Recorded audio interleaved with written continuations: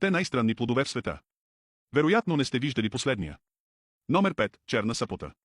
Прилича на персимон, а когато озрее, кожата му става тъмнозелена, показвайки черна плът с текстура и вкус, напомнящи на шоколадов пудинг. Съдържа 4 пъти повече витамин от портокал, показвайки удивителното разнообразие на природата. Номер 4. Сладоледен боб. Открит в тропическите райони. Този плод прилича на черупка и има плът, подобна на памучна захар. Мека, гладка и много сладка, подобна на ванилов сладолед. Номер 3. Плодът синя наденица. Тези плодове, подобни на пръсти, са с форма на синьо-сиви наденички, с дължина от 7 до 12 см и са меки като кожа.